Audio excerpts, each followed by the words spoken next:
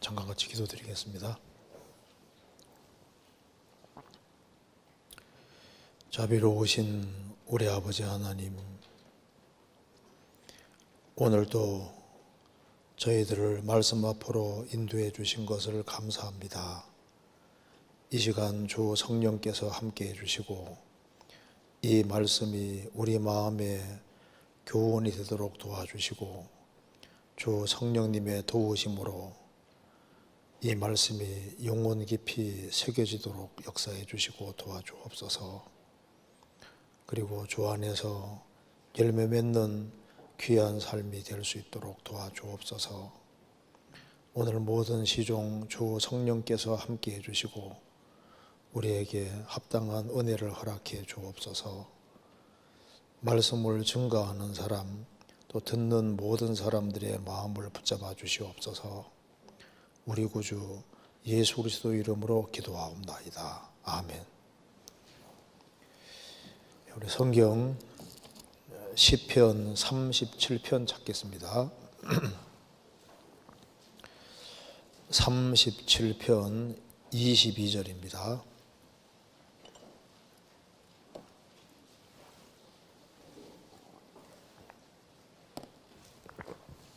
22절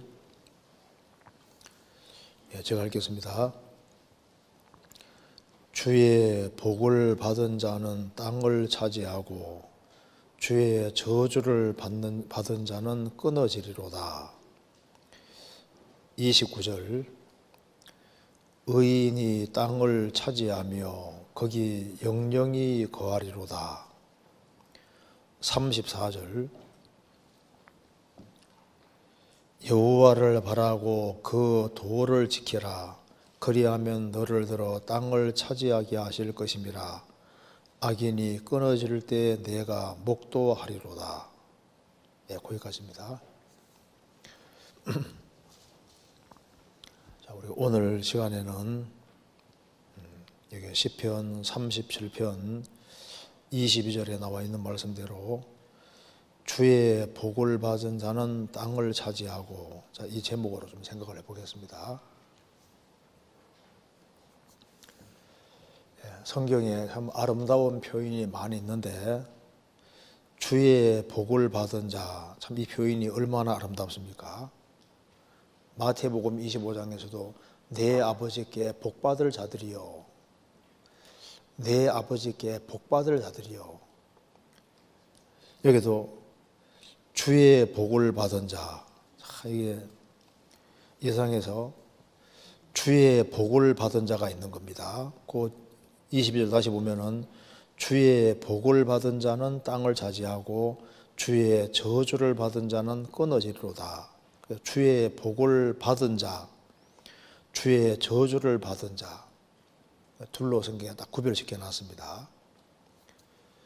주님의 저주를 받은 사람이 있는가 하면은 주의 복을 받은 사람들이 있는 겁니다. 그런데 주의 복을 받은 사람에게 주시는 축복이 여기에 굉장히 많이 나와 있는데 그 중에서 가장 많이 언급되어 있는 것이 바로 땅을 차지한다는 겁니다. 왜 이게 주의 복을 받은 사람은 땅을 차지한다는 말을 계속했을까? 그리고 주의 저주를 받는 사람은 받은 자는 끊어지리로다. 그 땅에서 끊어진다 말씀입니다. 잠언에도 나와 있는데 그 땅에 영원히 남아있는 사람이 있는가 하면은 땅에서 뽑히는 사람이 있습니다. 나중에 배울 겁니다. 그래서 주의 복을 받은 자, 이 말씀은 아무리 우리가 반복해 읽어도 참 이거 놀라운 말씀입니다. 예상에 많은 복이 있지만은 천지를 창조하신 창조주에게 복을 받은 사람, 하나님이 사람을 만드실 때 창세기 1장 보시면 왜 만드셨느냐? 저희에게 복을 주어 가라사대 복 주시려고 인간 만드신 거예요. 그런데 아담이 범죄함으로 그 복을 잃어버렸고 하나님께서 아브라함 부르실 때 천하 만민이 너를 인해 복을 얻을 것이니라. 아브라함 부르신 것도 복 주려고 부르신 것이고 아브라함 통해서 모든 민족에게 복을 주려고 하시는 겁니다. 그래서 에베소 1장에는 그리스도 안에서 모든 신령한 복으로 이렇게 복 주시되 그리스도 안에 모든 복이 다 들어 있습니다. 그래서 주의 복을 받은 자, 그 사람은 땅을 차지할 것이다.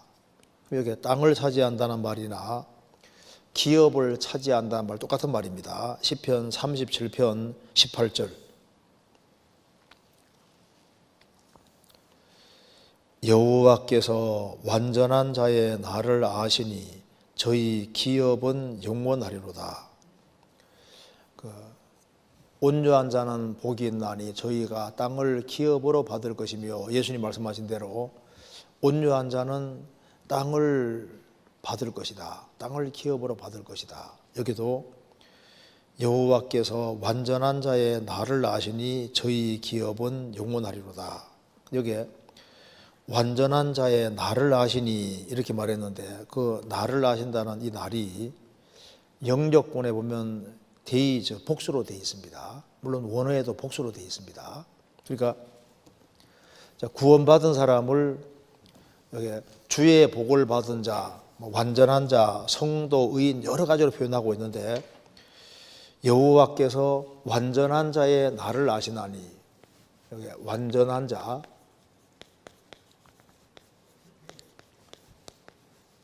날을 아시니, 그 날이 날들을 아시니 이렇게 되어 있습니다. 그러니까 주께서는 주의 복을 받은 사람들의 날들을 아신다. 그러니까 날들을 안다는 말은 첫 번째 의미는 그리스도인들이 하루하루 어떻게 사시는지를 아신다 그 말입니다. 그리고 주님께서는 완전한 자의 날들을 아시기 때문에 그 사람이 이제 주님 앞에 들어오게 되는 날, 영국의 영원한 천국에 들어가게 되는 날도 아시고 영원한 축복을 받게 되는 날도 아시고 다 아시는 겁니다. 그러니까 이게 이제 궁극적으로 우리가 주님 앞에 서게 되지 않습니까? 주님 앞에 서는 날도 있습니다. 그러니까 이제 날 종류가 많은데 주께서 완전한 자의 날들을 아신다. 그러니까 구원받은 하루하루도 아시고 우리가 주님 앞에 서는 날도 아시고 영원한 축복을 받는 거 다 아시는 거예요. 그래서 저희 기업은 영원하리로다. 그래서 이 주의 복을 받은 사람들, 주의 복을 받은 사람들의 하루하루는 일반 사람들의 하루하고는 완전히 다릅니다. 구원받은 사람의 하루는 너무나도 큰 가치가 있고, 그래서 여기 왜 날들을 아신다고 했을까요?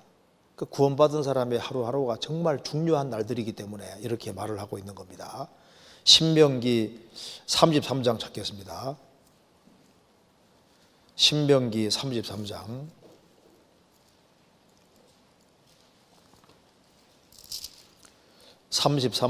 25절.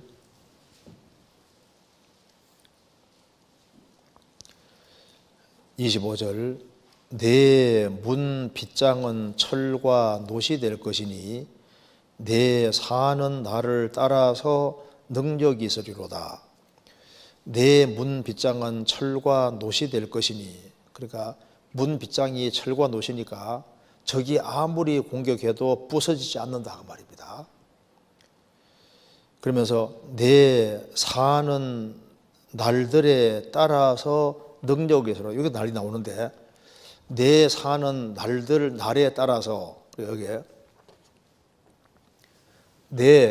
너의 사는 날을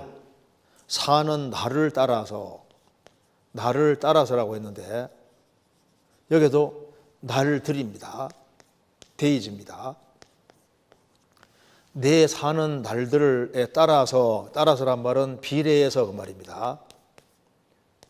내 사는 날에 따라 비례해서 내게 능력이 있으리로다. 그러니까 너가 하루하루 살아가는 날들에 비례해서 하나님께서 내게 능력이 있으리로다. 그래서 이 하루하루를 어떻게 사느냐, 그게 따라서 주님 능력이 더 크게 나타날 수도 있고 안 나타날 수도 있는 겁니다. 그래서 구원을 받은 사람, 이 하루하루가 정말 귀한데 그 하루하루를 어떻게 살아가느냐, 그러니까 구원받지 아니한 사람의 하루는 가치가 없잖아요. 구원받은 사람의 하루하루가 쌓여서 일생이 되는데 그 날마다 어떻게 하느냐, 이제 이것에 비례해서 능력이 있는 거예요. 그리고 하루하루 사는 것에 비례해서 내게 영원한 기업이 있을지로다. 기업은 영원하리로다. 그러니까 이 하루가 영원과 관계가 되기 때문에 지금 얘기를 하고 있는 겁니다. 우리 하루가 천년, 만년, 억년과 관계되는 것이 아니라 영원과 관계가 되는 거예요. 그래서 여호와께서 완전한 자의 날을 하시니 저희 기업은 영원하리로다. 그러니까 날들과 영원하고 연결되어 있으니까 하루를 잃으면은 영원한 것을 잃는 것이 되는 거니까, 그러니까 하루가 중요한 거예요. 그래서 이스라엘 백성들이 이제 출애굽을 해서 40년 광야 생활을 할 때 만나가 내렸는데 일주일에 한 번씩 내렸습니까? 매일 내렸습니까? 매일. 그래서 이게 날마다 거둘지니라. 날마다 만나를 거두라 했습니다. 출애굽기 16장 4절에 날마다 만나를 거두었다. 그리고 잠언 8장에 오면은 주님의 문설주 곁에서 날마다 듣는 사람 복이 있다. 그러니까 주님께 귀를 기울이고 날마다 듣는 사람, 날마다 듣는 사람 복이 있다고 했습니다. 자, 누가복음 9장에는 날마다 자기 십자가를 지고 나를 주실지니라. 그러니까 날마다 양식을 거두는 사람이 있잖아요. 날마다 주님 음성에 귀를 기울이는 사람이 있고 날마다 자기 십자가를 지고 주님 따라가는 사람이 있습니다. 바울 사도는 고린도 전서 15장에서 나는 날마다 중노라. 그러니까 날마다. 그러니까 이 하루를 잘 보낼 수 있는 사람은, 그 사람은 이제 상상할 수도 없는 축복 속에 들어가게 되는 겁니다. 그리고 이제 이 하루라는 것이 똑같지를 않거든요. 자, 한번 사무엘하 23장 보면은 이거 아시지 않습니까? 여기 이제 그 날을 성경에서 영원과 연결시켜 놨습니다. 저희 기업은 영원하리로다. 그러니까 하루가 영원과 관계되는데 이 하루가 이게 상당히 그 마음이 들어가는 정도에 따라서 하루의 가치가 또 엄청난 차이가 날 수가 있는 겁니다. 사무엘하 23장에 보면은 다윗이 이제 그 베들레헴에서 우물물을 많이 마셨는데 블레 사람이 베들레헴 차지하고 있는 거예요. 그래서 다윗이 말합니다. 베들레헴 우물물을 누가 주어 나로 먹게 할꼬. 근데 그냥 푸념조로 그냥 한 얘기인데 다윗 용사가 들은 거예요. 그 세 명이 병기를 충돌하고 가서 물 한 바가지를 떠가지고 가져옵니다. 다윗이 말합니다. 하나님, 내가 이 일을 결코 하지 않겠습니다. 까딱 잘못했으면은 세 명의 중요한 용사가 죽을 뻔한 거예요. 그래서 그 물을 하나님께 딱 부어드리면서 말했습니다. 하나님, 이것은 물이 아니고 뭐라 했습니까? 핍니다. 이렇게 말했습니다. 그러니까 이 한 바가지 물인데 목숨을 걸고 이 물 한 바가지 왔기 때문에 이것이 그냥 단순한 물이 아니라 목숨을 완전히 걸었기 때문에 이 물은 세 명의 목숨이나 마찬가지니까 이건 물이 아니고 핍니다.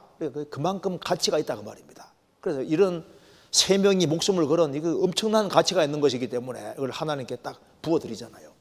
그러니까 봐요. 그러니까 똑같은 물인데 여기에 마음이 들어가고 희생과 수고가 들어가면 이 가치가 아주 점점 커지게 되는 겁니다. 그렇죠?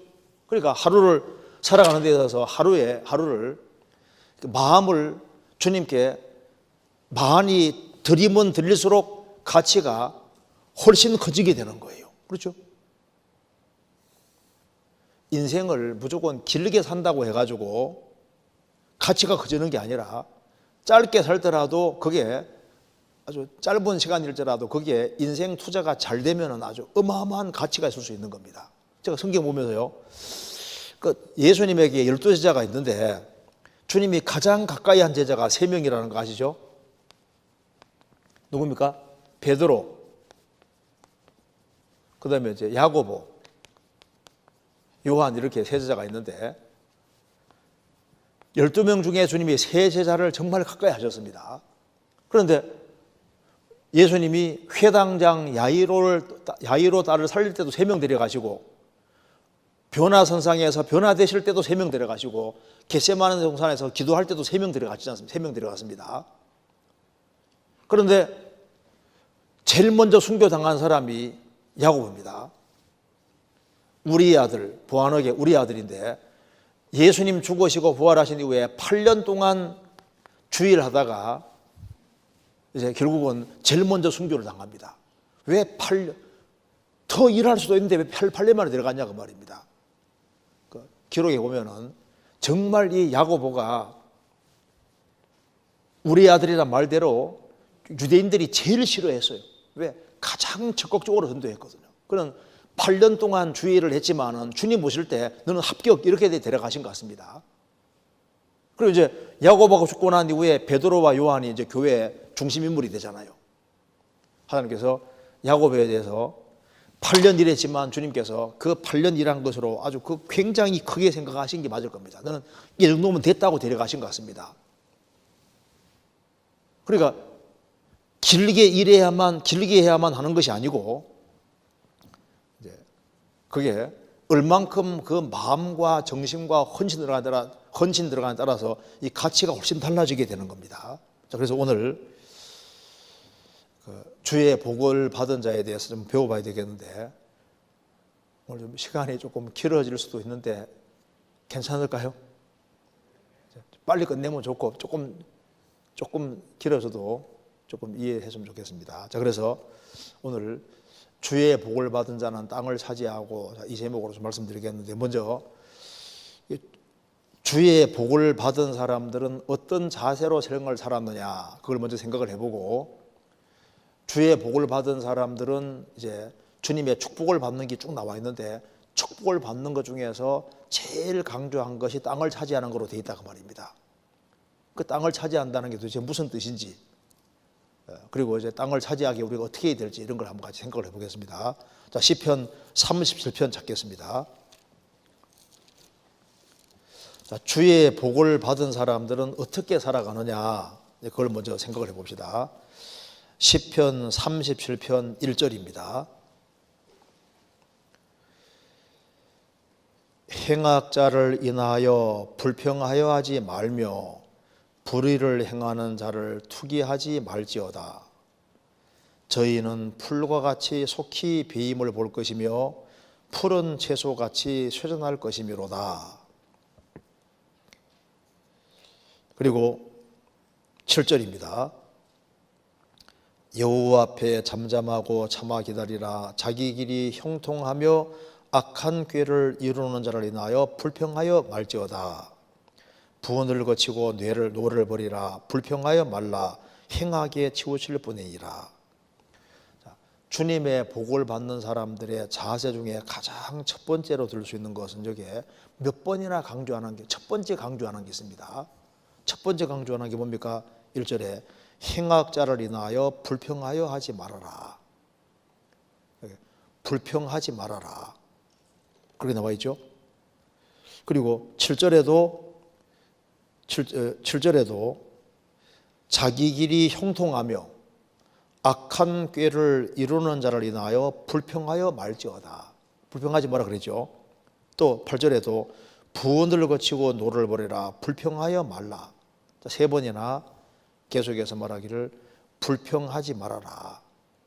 주님의 복을 받은 사람들은 어떻게 살아가느냐, 어떻게 살아가는 것이 당연한 것이냐, 제일 첫 번째로 드는 것이 불평하지 말아라.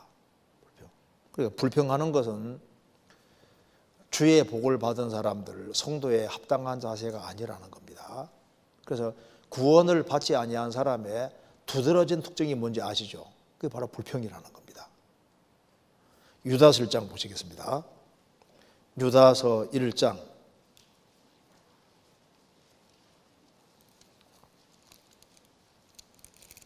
16절.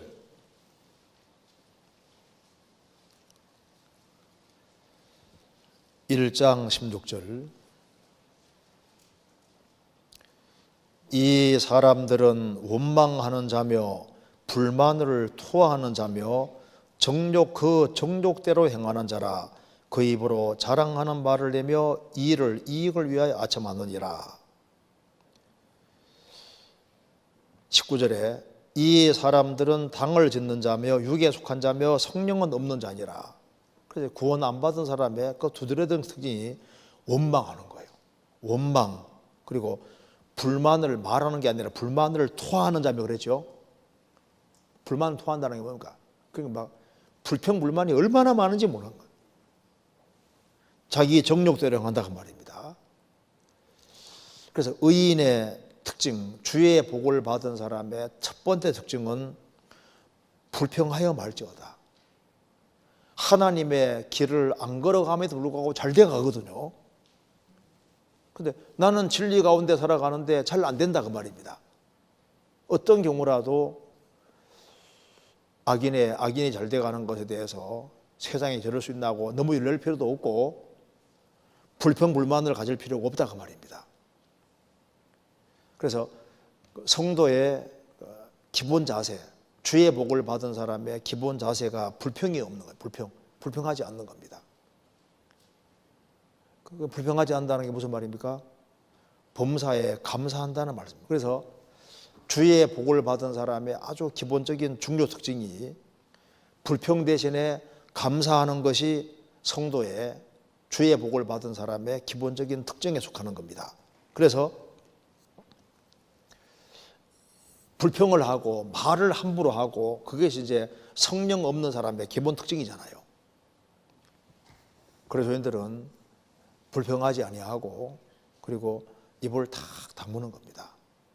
예수님이 욕을 받으시되 욕하지 아니하시고 주님이 다 모든 것을 묵묵히 도상에 걸려가는 양같이 묵묵히 참아내신 것처럼 우리도 우리 입에 재갈 먹이고 묵묵히 참고 그 모든 상황을 감사함으로 딱 받아들이는 이것이 그리스도인의 아주 중요한 특징에 속하는 겁니다. 욥기 1장 보면은 소는 밭 갈고 나귀는 풀을 뜯는데 그 말 나와 있죠. 그러니까 소는 열심히 일하는데 나귀는 풀 뜯고 놀고 있잖아요. 근데 소는 그 아랑곳하지 않고 열심히 일하지 않습니까? 그러니까 나귀 같은 구원 안 받는 사람들이 그냥 풀 뜯고 놀고 한다 할지라도 우리는 일터이들 할지라도 불평할 게 없다 그 말입니다. 구원받은 사람은 불평하지 않는 것이 특징인 거예요. 성경 고린도전서 10장에 보면은 출애굽한 이스라엘 백성들이 넘어진 죄가 여러 개 나와 있습니다. 고린도전서 10장 보면은 출애굽한 이스라엘 백성들이 넘어진 이유를 말씀하면서 제일 첫 번째가 우상 숭배, 근데 간음, 주님을 시험하고 원망하다가 근데 나중에 원망하다가 불평하다가 죽는데요. 자, 우상 숭배로는 총 2만 4천 명이 죽고 우상 숭배로는 3천 명이 죽었습니다. 간음하다가는 총 2만 4천 명이 죽습니다. 주님을 시험하고 원망하다가 뱀에게 물려서 많은 사람들이 죽었습니다. 그런데 불평불만하다가는 출애굽한 사람들이 막 거의 다 광야 40년 동안 엎드러진 죄가 뭐냐? 불평불만이다고 성경이 말하고 있잖아요. 그러다가 거의 엎드러진 걸 말씀하면서 이 주님이 싫어하시는 것 중에서 대표적인 것이 불평하고 불만하는 이것이 하나님이 정말 싫어하는 죄 중에 하나에 속하는 거예요. 그래서 여기 주의 복을 받은 사람은 하면서 첫 번째 딱 얘기를 한 것이 뭡니까? 첫 번째 얘기를 한 것이 불평하여 하지 마라. 그래서 내가 정말 주님의 복을 받은 사람이라면 어떻게 살아야 되느냐? 제일 첫 번째로 들고 있는 것이 불평하지 마라. 감사하라. 감사하라 그 말입니다. 어제 우리가 배운 대로 다니엘은 은총을 크게 입은 자라고 했습니다. 왜 큰 은총을 크게 입었을까? 정말 불평하고 불만을 할 수 있는 사람이라면 다니엘일 겁니다. 왜? 1000km 넘는 곳에 16살 먹은 애가 잡혀왔으니까 정말 불평할 만하잖아요. 근데 그는 신앙으로 이것을 환경을 탁 받아들인 겁니다. 그리고 어떤 환경이든 간에 그걸 감사한 마음으로 받는 마음이 있으니까 하나님이 축복해 주셨고, 은총은, 은혜는 하나님은 교만한 자는 물리치시고 겸손한 자에게 뭐 주신다고요? 은혜 주신다 하셨느니라. 그러니까 은총을 크게 받은 사람이 있다는 것은 은혜를 크게 받았다는데, 누구에게 은혜를 주셨냐? 하나님 겸손한 사람이 은혜 주시는 거니까, 겸손한 사람은 당연히 마음을 낮추는 사람인 겁니다. 마음을 낮추는 사람이니까, 그러니까 마음을 낮추는 사람은 범사에 감사할 수 있고 환경을 감사로 딱 수용할 수 있는 사람인 겁니다. 이제 그러니까 그 사람에게 은혜가 내려오고 그 사람은 하나님의 축복을 받는 사람이에요. 그러니까 누가 주의 복을 받느냐? 주님 복을 받는 사람은 하나님이 겸손한 사람에게 은혜 주시고 겸손한 사람에게 온갖 것을 부어 주시니까, 주의 복을 받는 사람은 이제 마음을 낮추는 사람이니까, 그러니까 불평이라는 게 자연스럽게 없어지는 것이 맞고, 그러니까 불평하지 말라고 성경에 말하고 있는 겁니다. 불평하지 마라. 시편 136편 찾겠습니다.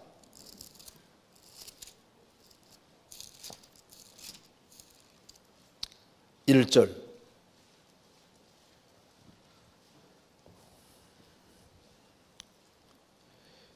여호와께 감사하라. 그는 선하시며 그 인자하심이 영원하미로다. 자, 시편 136편은 감사란 말이 말로 가득합니다. 그러니까 시편 136편은 모든 것을 감사하라, 범사에 감사하란 말을 요약하면 이것이 되는 거예요. 여기 전부 다 뭐든지 다 감사한다고 되어 있습니다. 하나님이 해와 달과 별들을 주신 것도 감사하고, 모든 걸 창조하신 것에 대해서도 감사하고, 이스라엘 백성들을 에집트에 건져준 것도 감사하고, 가나안 땅 차지하게 한 것도 감사하고, 광야를 통과케 하신 것도 감사하고, 온갖 것을 다 감사하라. 그러니까 모든 것을 범사에 감사하는 이것이 아주 성도의 두드러진 특징이기 때문에 이렇게 말씀하고 있습니다. 그래서 감사하는 사람, 불평하지 않고 감사하는 그 마음의 바탕은 겸손이 있으니까, 주의 복을 받은 사람은 겸손한 사람이기 때문에 감사할 수 있고, 그렇기 때문에 불평이라는 것을 그치게 되는 겁니다. 그래서 주의 복을 받은 사람은 기본 특징이 성경에서 불평하지 않는 것이라고 표현을 하고 있는 겁니다. 두 번째 보시겠습니다. 시편 37편입니다. 다시 보시겠습니다. 두 번째로,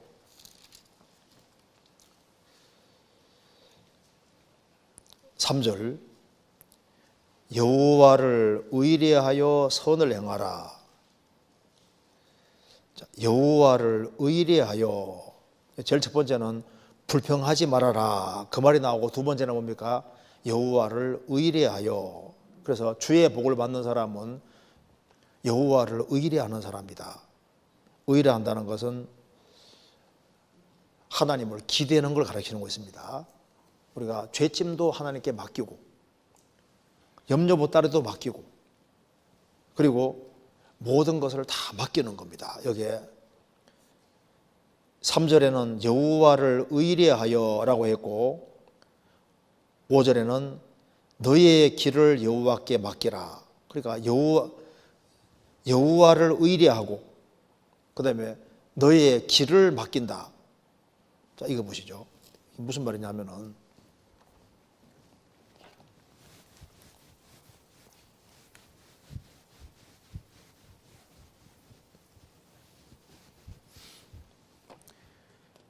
여기 문장을 보시면은 여호와를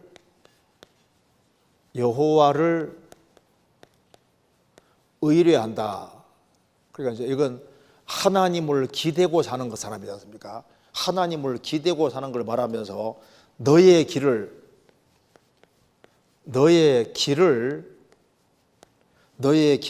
여호와께 맡겨라. 여호와께 맡겨라 했습니다. 여기 이제 성경에서 길이라는 것이 뭐냐 하면은 여기 잠언 16장에는 너의 행사를 여호와께 맡기라.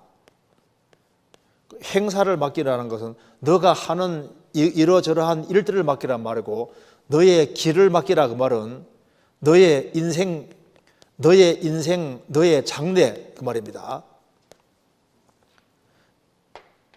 여호와를 의뢰하라. 하나님을 기대고, 하나님을 기대는 사람은 너의 길을, 너의 인생 자체를 하나님께 맡기라 그 말입니다. 그러니까 너의 장래를 하나님께 맡기라 그 말입니다. 그러니까 너의 행사를 맡기란 말은 너가 뭐 사업을 하든지 직장 생활을 하든지 뭘 하든지 자기 하는 이러저러한 일들을 맡기라는 얘기고, 길을 맡기란 말은 뭐냐면은 너 이것저것 하는 일뿐 아니라 너의 장래를 하나님께 아예 맡기라 그 말입니다. 그래서 주의 복을 받는 사람은 어떤 사람이냐 하면은 죄짐을 맡기고 염려보따리 맡길 뿐 아니라, 그리스도인들은 여기 말한 대로 여호와를 의지하는 사람, 여호와를 기대하는 사람이고, 그래서 너의 장래를 하나님께 맡기라 그 말입니다. 불신자들은 자기 머리 믿고 자기 생각 주장대로 살아가는 사람인 거예요. 그리스도인들은 크신 하나님을 알기 때문에 하나님께 기대고 살아가는 사람이라고. 그래서 하나님이 뭘 기뻐하시냐 하면은 자기 부족을 알고 하나님께 기대고 의지하는 사람을 하나님이 기뻐하시는 거예요. 그래서 왜 주의 복을 받게 되냐 하면은 인생을 크신 하나님께 기대고 살아가니까 하나님이 그걸 기뻐하시는 거예요. 자기의 수단한 방법대로 살아가는 사람 주님 안 좋아하십니다. 하나님이 기뻐하는 사람은 하나님께 기대고 의지하고 살아가는 사람, 그 사람은 하나님이 딱 보시고 그 사람을 축복해 주시는 거예요. 우리는 피조물이기 때문에 피조물이 해야 될 일은 뭐냐 하면은 크신 하나님께 기대는 걸 배워야 된다고. 왜 마귀가 생겼냐 하면 마귀는 하나님께로부터 독립입니다. 그렇죠? 내 인생에 하나님 필요 없다 그 사람은요, 그 사람은 마귀 길을 걷는 사람인 거예요. 내 인생에 하나님은 꼭 필요하고 나는 하나님을 기대고 살아간다. 이제 그 사람은 하나님의 축복을 받는 사람이고 인생에서 계속 하나님의 축복을 경험하게 되는 겁니다.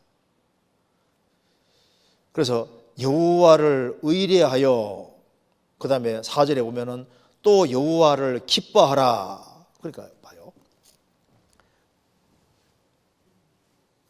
주의 복을 받은 사람은 제일 첫 번째 불평하지 말아라. 불평하지 말아라. 이제 감사하라 그 말입니다. 그리고 여호와를 의뢰하라. 하나님을 기대고 살아라. 그리고 너의 인생 자체도 하나님께 맡기라. 그리고 여호와를 어떻게 하라고요? 기뻐하라.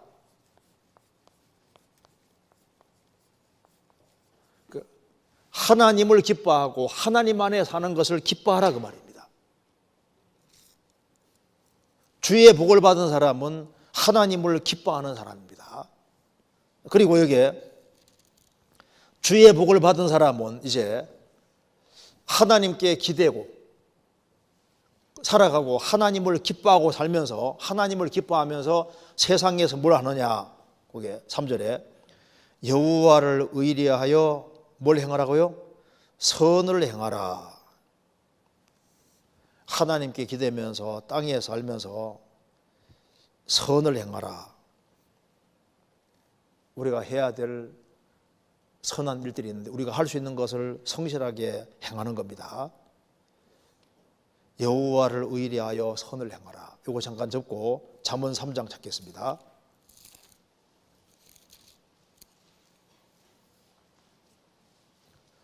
(3장) 27절.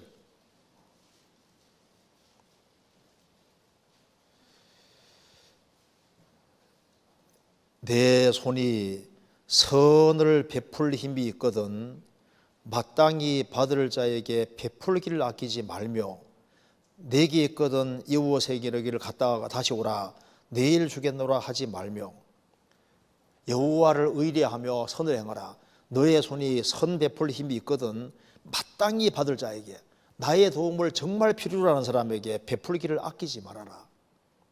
있으면은 이웃에게 이르기를 내일 오라 다시 주겠노라 하지 말며, 그러면 그 사이에 다른 사람이 복을 받게 되는 겁니다. 그래서 시편 30편 다시 보시겠습니다. 3절, 여호와를 의뢰하여 선을 행하라. 땅에 거하여 그의 성실로 식물을 삼을지어다. 그래서 성실로 식물 삼으라는 것은 밥 먹듯이 매일매일 성실하게 살 것을 말씀하는 겁니다. 그러니까 꾸준히 하나님께 기대고, 그리고 매일매일 성실하게 꾸준히. 그래서 잠언 22장에 말한 대로 내가 자기 사업에 근실한 사람을 보았느냐, 이러한 사람은 왕 앞에 설 것이요 결코 천한 자 앞에 서지 아니하리라. 내가 자기 주어진 일에 성실한 사람 봤느냐, 이 사람은 어떻게 되는가 보라 그 말입니다. 그래서 성실로 식물을 삼을지어다. 벌이 양봉하는 사람들 그게 꿀이 모이잖아요. 저 조그만한 별들이 어떻게 꿀을 모으나, 조금씩 모으는데 꾸준히 모으면 많이 모이잖아요. 하늘에 눈이 내릴 때도 조금씩 내리는데 이게 언제 쌓이나 싶은데 자고 나면 많이 쌓이잖아요. 링거 맞을 때도 야, 이게 언제 들어가나 싶은데 조금 한 방울씩 들어가는데, 조금씩인데 이것이 한 몇 시간 지나가면 또 다 들어가 있잖아요. 이 조금이라는 것 자체가 이게 무시하면 안 됩니다. 근데 뭐든지 꾸준히 하면은 나중에 결과가 탁 나타나게 돼 있습니다. 그래서 그의 성실로 식물을 삼을지어다. 뭐든지 꾸준히 하는 속에서 이제 결과가 주어지도록 되어 있는 겁니다. 그래서 주의 복을 받은 사람은 불평하지 않고 하나님께 기대면서 하나님을 기뻐하면서 할 수 있는 선을 꾸준히 행하고, 그래서 매일을 성실하게 꾸준히 하루하루를 성실하게 쭉 살아간다 그 말입니다. 그리고 주의 복을 받은 사람은 성경에서 특별히 강조하는 것이 기다리는 것이 삶의 특징이라고 했습니다. 여기 5절, 너의 길을 여호와께 맡기라. 4절에 또 여호와를 기뻐하라. 저가 내 마음의 소원을 이루어 주시리로다.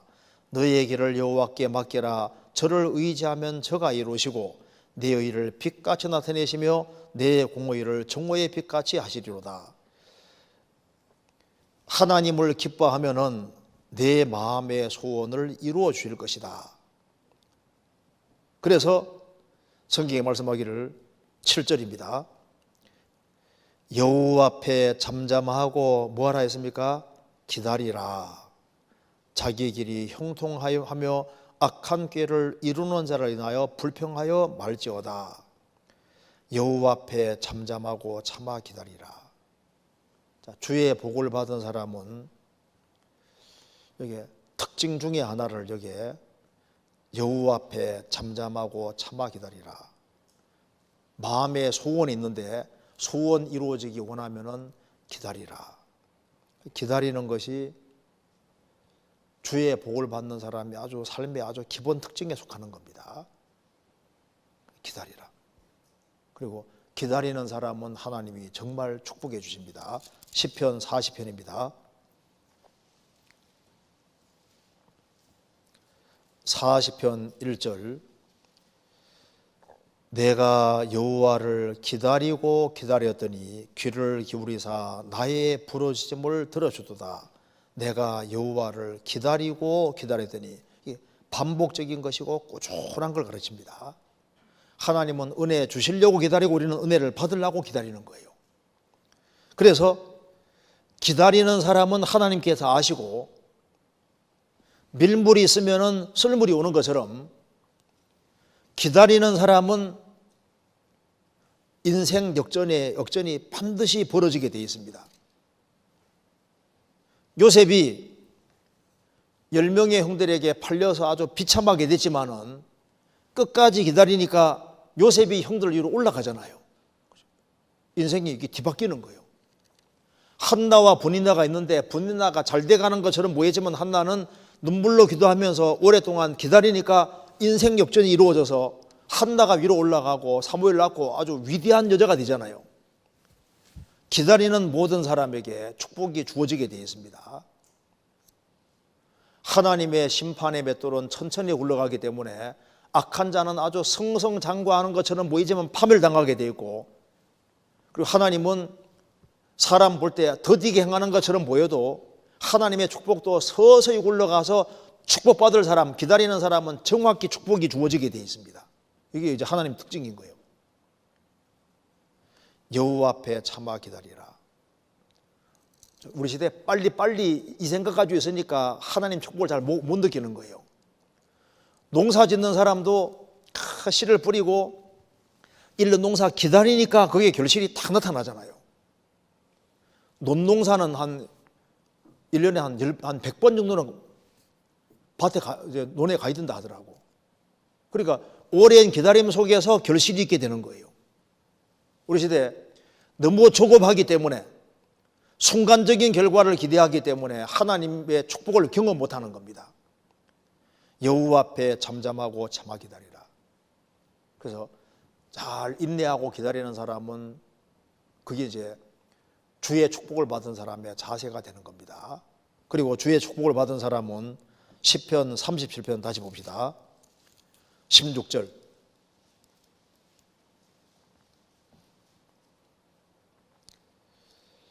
의인의 적은 소유가 많은 악인의 풍부함보다 성하도다. 자, 의인은, 주의 복을 받은 사람은 어디에 관심이 있냐 하면은 신앙생활 잘하는 것에 관심이 있는 거예요. 그래서 의인의 적은 소유가 적지만은 신앙생활 잘하는 길을 택하는 것이 주의 복을 받은 사람 특징입니다.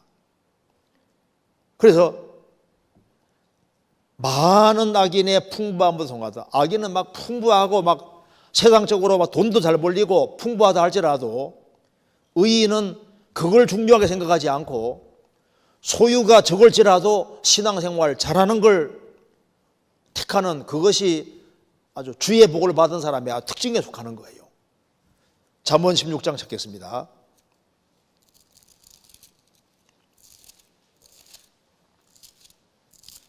(16장 8절) 한번 같이 읽겠습니다. 16장 8절입니다. 적은 소득이 의를 겸하면 많은 소득이 불의를 겸하는 것보다 나으니라. 소득이 적을지라도 신앙생활 잘하는 것을 원하는 것이 바로 주의 복을 받은 사람의 특징인 거예요. 많은 소득은 많은데 신앙생활을 못해요. 그건 안 좋은 겁니다. 에서라는 사람은 얼마나 세상적으로 성공했고 그 에돔이란 그 나라를 세우고 왕이 됐잖아요. 그런데 그게 오히려 저주입니다. 세상적으로 풍부하다고 그 축복이 아닙니다. 아브라함, 이삭, 야곱은 평생 텐트에 살았습니다. 왜? 그들은 뭘 바랐냐면은 영원한 축복을 바라는 사람인 거예요. 그리고 의인은 소득이 적을지라도 그걸 가지고 꾸준히 나눠주는 겁니다. 다시 봅시다. 시편 37편입니다. 여기 보시면은 37편 16절에 의인의 적은 소유라 그랬죠? 의인의 적은 소유인데 21절 보겠습니다. 21절. 악인은 꾸고 갚지 아니하나 의인은 은혜를 베풀고 주는도다. 분명히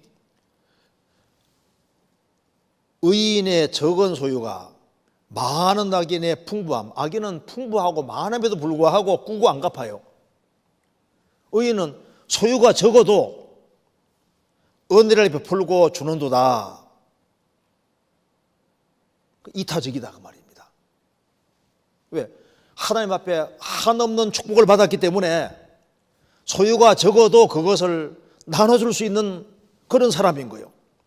의인은 은혜를 베풀고 주는도다. 26절, 저는 종기를 토록 은혜를 베풀고 꾸어주니 그 자손이 복을 받는도다. 저는 종기를 토록 은혜 베풀고 하나님께 받은 은혜가 많으니까, 주의 축복을 받았으니까 우리는 가지고 있는 것이 많이 있잖아요. 신령한 것이 많이 있잖아요.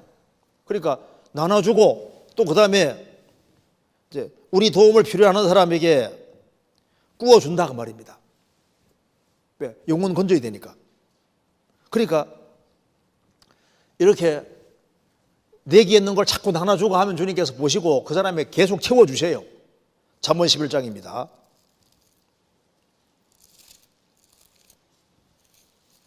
잠언 11장 24절,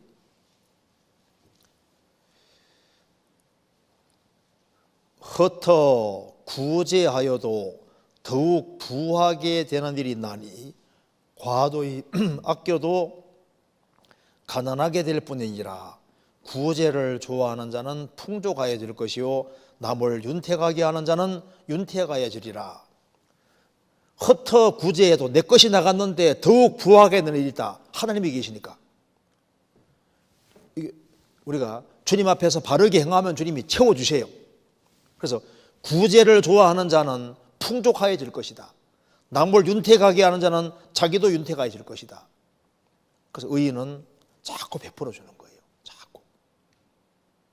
그래서 소득이 적어도 신앙생활 잘하는 걸 목표로 삼기 때문에 하나님께 잘 보이려는 마음을 가지고 살아가니까 불쌍한 영혼에게 도움을 자꾸 주고 하니까 주님께서 주의 복을 받은 사람에게 필요한 것을 계속 내려주는 거예요. 그렇죠? 시편 37편 30절입니다. 자, 주님의 복을 받은 사람은 입과 마음이 다릅니다. 30절에 의인의 입은 지혜를 말하고 그 혀는 공의를 이루며 그 마음에는 하나님의 법이 있으니 그 걸음에 실족함이 없으리로다. 주님의 복을 받은 사람 의인은 거기에서 입에서 뭐가 나올까요? 입에서는 지혜가 나옵니다. 그 입은 지혜를 말하고 그 혀는 공의를 이루며 그 마음에는 하나님의 법이 딱 새겨져 있으니까 그 걸음에 실족함이 없으리로다. 그래서 시편 37편을 이제 보면은 주의 복을 받은 사람은 일단 구원 안 받은 사람하고 사는 모습이 다르잖아요. 불평을 하지 않고, 그리고 하나님을 의지하고 하나님을 기뻐하고 살면서 자기 장래를 하나님께 다 맡기고, 그리고 자신이 생활을 살아가면서 꾸준히 선을 행하고, 이제 그렇게 해서 매일매일 성실하게 살아가는 길을 택하고, 그리고 여호와 앞에 참참하게 참아 기다리는, 주님이 때가 되면 주님이 다 알아줄 것을 확실하게 믿잖아요. 그래서 소득이 적어도 신앙생활을 잘하는 길을 택하고, 그리고 하나님께 받은 은혜를 주변에게 자꾸 나누는 이제 그런 일을 하는 것이 의인의 아주 기본 특징에 속하고, 그래서 의인은 법이 마음에 딱 새겨져 있으니까, 그러니까 말 나오는 것은 주님의 지혜가 나오고 마음에는 하나님의 법이 딱 있으니까, 그러니까 실족하지 않고 생을 살 수가 있는 겁니다. 자, 악인은 잠깐 형통하는데 이게 잠깐 형통에 불과한 거예요. 그러니까 시편 37편 7절입니다.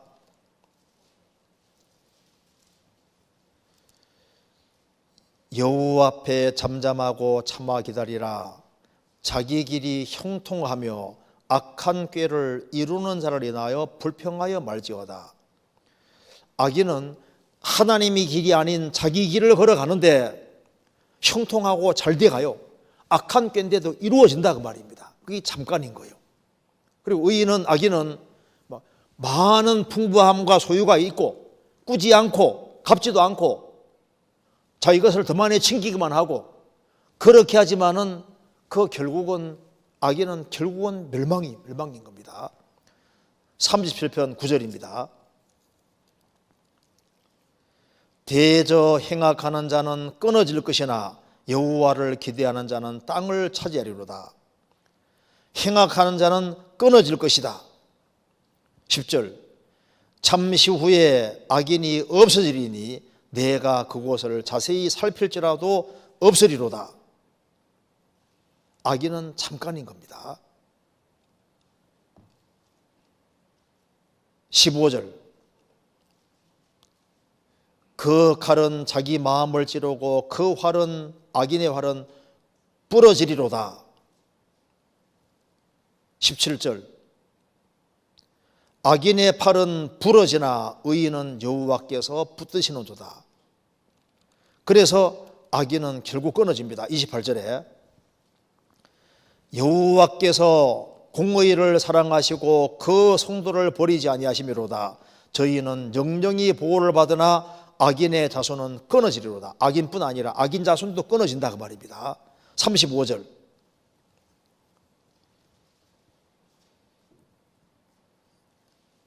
내가 악인의 큰 세력을 본즉 그 본토에 선 푸른 나무의 무성한 같으나 사람이 지날 때 저가 없어졌으니 내가 찾아도 발견하지 못하였도다.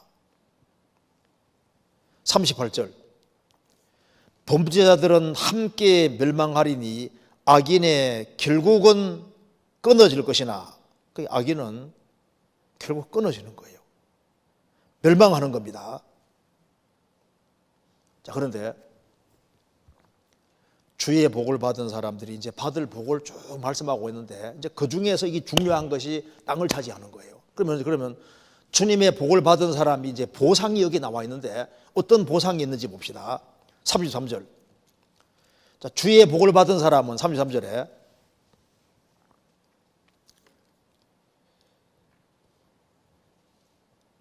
여호와는 저를, 의인을 그 손에 버려두지 아니하시고 재판 때에도 정죄치 아니하시리로다. 자, 그래서 여기에 의인이 받는 축복을 제가 한번 정리를 해봅시다. 여기에 자, 주의 복을 받은 사람, 이게 주의 복을 받았다는 말이 무슨 말일까요?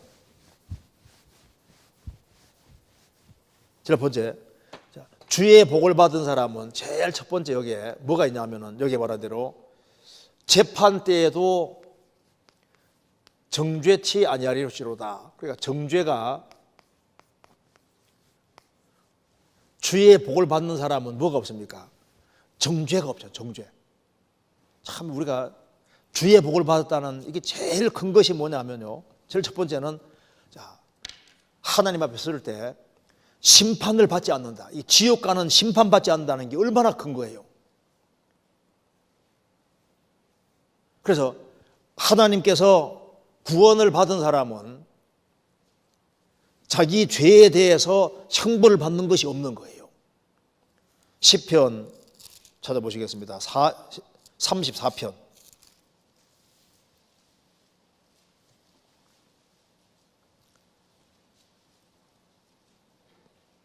21절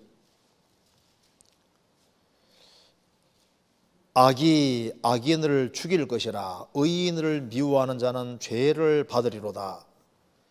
여호와께서 그 종들의 영혼을 구속하시나니 저희에게 피하는 자는 다 답니다. 다 죄를 받지 아니하리로다.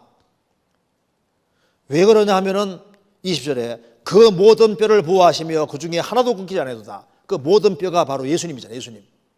6월절 어린 양. 6월절 어린 양 뼈를 안 끊은 것처럼 예수님 십자가 달렸을 때 뼈가 안 끊겼습니다. 예수님이 우리 대신 죄에 대한 형벌을 받았기 때문에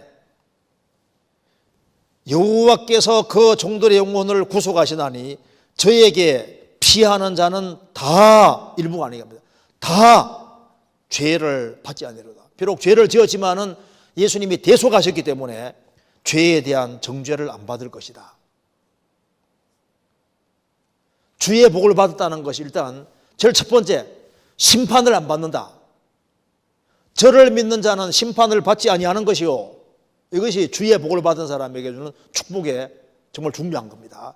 두 번째로 보시겠습니다. 시편 37편 4절. 또 여호와를 기뻐하라.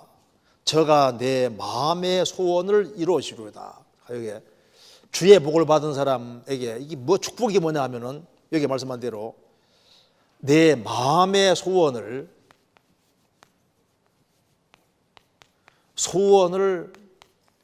이루어 주신다. 주의 복을 받은 사람은 그 마음의 소원을 하나님이 이루어 주신다 그 말입니다. 우리 구원받고 나면은 주의 복을 받은 사람은 마음의 소원이 있습니다.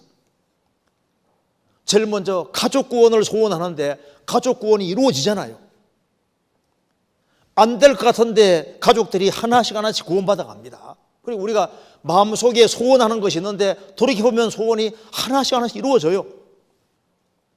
우리가 마음에 생각하는 것이나 우리의 구하는 것이나 생각하는 것에 더 넘치도록 능히 하시는데 소원을 이루어 줍니다.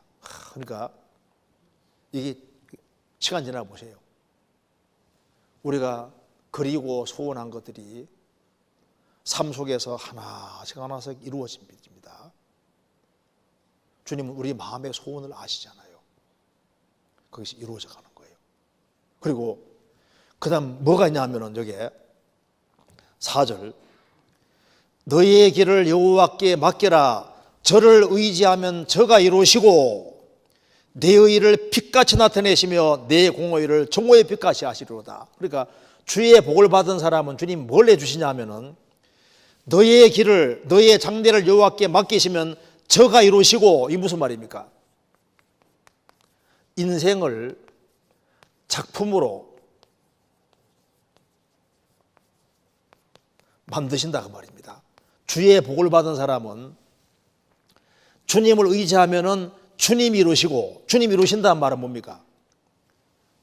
걸작으로 만들어내시다. 걸작으로 우리 인생을 걸작으로 만드는 걸 말씀하는 거예요. 그래서 주의 복을 받은 사람은 하나님이 정죄를 받지 않게 해주시고 마음의 소원을 이루어 주시는 것도 좋은데 인생을 만들어 주시는데 너희의 길을 여호와께 맡겨라. 저를 의지하면 저가 이루시고 인생을 만들어 가시는데 네 의를 빛같이 나타내시며 내 공의를 정오의 빛같이 하시로다. 아주 멋진 인생을 만들어 버린다 그 말입니다. 놀라운 인생을 만들어 주는 걸 말씀하는 거예요. 상상할 수 없는 축복된 인생을 만들어 주는 겁니다. 요한복음 1장입니다.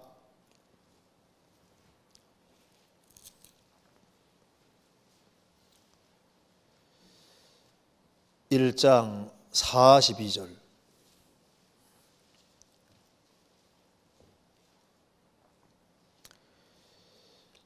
데리고 예수께로 오니 예수께서 보시고 가라사대 내가 요한의 아들 시몬이니 장차 게바라 하리라 하시니라. 게바는 번역하면 베드로라. 예수님께서 베드로 말씀하셨습니다. 내가 요한의 아들 시몬이니, 현재는 시몬이지만은 장차 게바라 하리라. 지금은 너가 게바지만은, 지금은 네가 시몬이지만은, 시몬은 불안정하다 그런 뜻이랍니다. 너가 지금은 시몬이지만은 장차 게바라리라. 베드로라. 어부가 주님 뒤를 따를 때 주님이 베드로를 만들어 주시고 교회에서 아주 기둥이 되게 딱 만드시잖아요. 모세라는 사람 인생 나중에 주님이 출애굽을 하는데 딱 사용하시는 거 봐요.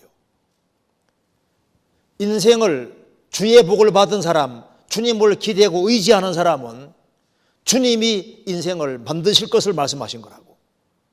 우리 소원을 이루어 주는 것만도 감사한데 너의 길을 여호와께 맡겨라.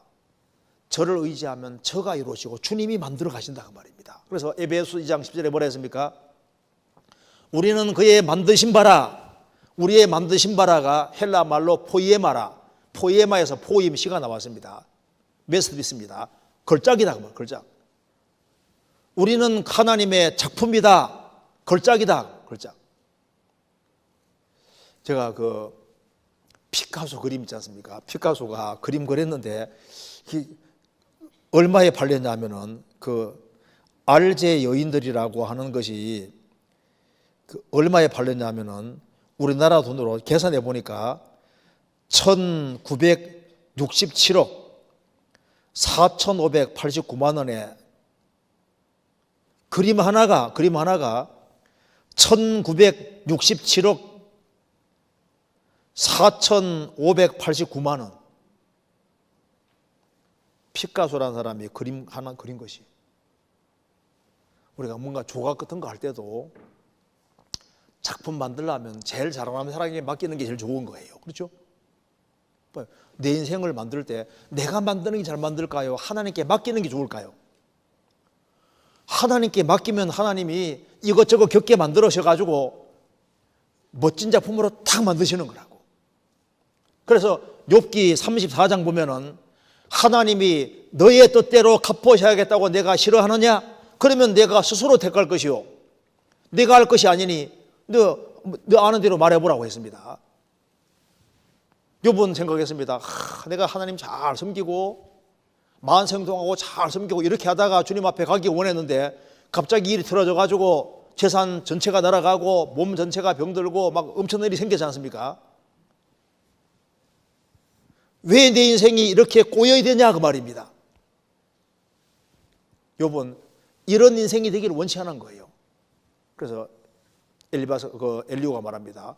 그럼 네가 인생 만들어 봐. 그럼 너가 너 원하는 대로 인생 만들 때 최고겠느냐? 하나님이 이런 어려운 걸 허락하셔 하시는 이거 자체가 최선이겠느냐?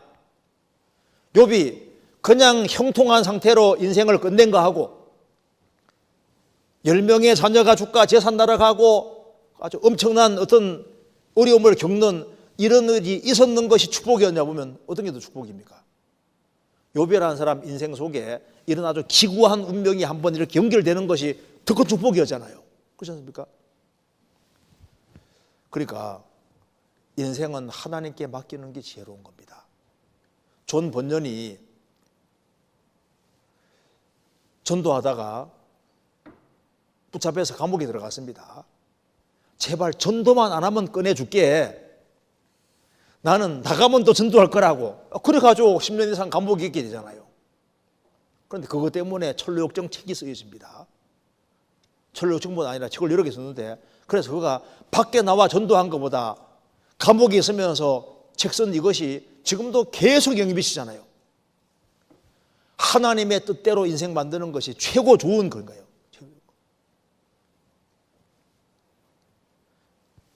하나님께 기대면은 하나님이 이루시고 하나님이 멋진 인생을 만들어 줄 거다 이렇게 약속하신 겁니다.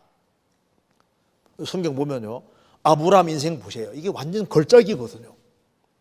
야곱 생애 보세요. 이 야곱 생애 보면은 이거 완전히 하나님 작품입니다. 창세기 요셉 읽어봐요. 요셉 인생 보면요 이거보다 더 멋지게 만들 수가 없는 거예요. 욥이라는 사람 인생도 욥기만큼 이렇게 엄청나게 못 만든다고. 나의 길을 오직 그가 하시나니 그가 나를 단련하신 후에는 내가 정금같이 나오리라. 그래서 내 인생은 하나님 만들어주는 게 최선인 거예요. 주의 복을 받은 사람은 이렇게 해주고 있다고 말씀하신 겁니다. 성경의 인물들을 보시면요 하나같이 신기하게도 작품을 다 이렇게 만들어주신 거라고. 그리고 여기에 시편 37편 19절 보시겠습니다.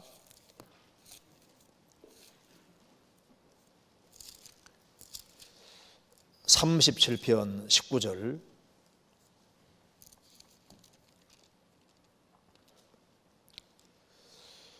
저희는 환난 때에도 부끄럽지 아니하며 기근의 날에도 풍족하려니와. 여기 보면은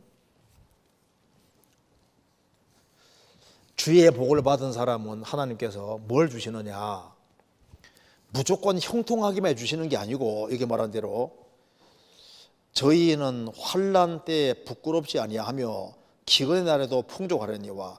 저희는 환난 날, 환난을 주시지만은 하나님께서 꼭 도움을 주신다 그 말입니다.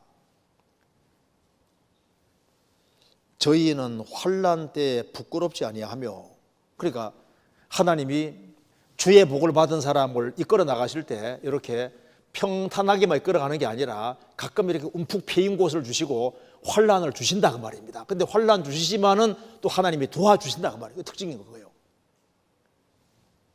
시편 37편 23절, 여호와께서 사람의 걸음을 정하시고, 여기에 사람이 구원받은 사람 말하는 겁니다. 정하시고 그 길을 기뻐하시나니 저는 넘어지나 아주 엎드러지지 아니하면 여호와께 손으로 붙드심이로다. 그러니까 저는 넘어지나, 너무 힘들어 가지고 이게 넘어질 수도 있어요. 넘어지지만은 또 하나님이 이렇게 세우셔요. 주의 복을 받은 사람은 환난도 있지만은 주님의 도우심이 있고, 넘어지지만 또 주님이 이렇게 주시는 것이다 그 말입니다. 저는 넘어지나 아주 엎드러지지 아니하면 여호와께서 손으로 붙드심이로다. 그래서 주의 복을 받은 사람은 하나님의 도우심이 분명히 있습니다. 그잖아요. 그리고 이제 주의 복을 받은 사람은 하나님께서 자손까지 복을 받게 만들어 주십니다. 26절 보시겠습니다. 26절, 저는 종일토록 은혜 풀고 꾸어주니 그 자손이 복을 받는도다. 그리고 여기에 하나님께서 자손도 복을 받도록 딱 만들어 놓으신 겁니다. 그러니까 주님을 의지하고 살아가는 사람은 그 사람 인생을 작품으로 만들 뿐 아니라 그 사람의 자손까지 하나님께서 복을 받도록 이렇게 해놓은 거예요. 그래서 이제 결론은 주의 복을 받는 사람 결론은 딱 정해져 있는 겁니다.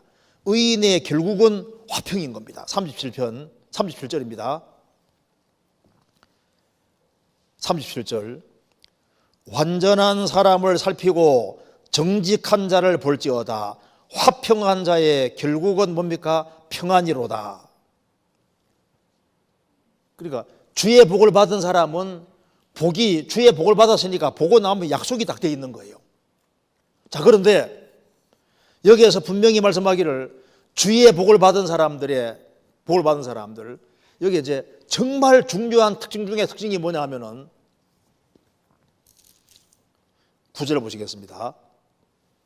9절. 주의 복을 받은 사람, 복을 얘기를 하면서 9절, 대저 행하가는 자는 끊어질 것이나 여호와를 기대하는 자는 어떻게 해요? 땅을 차지할 것이다.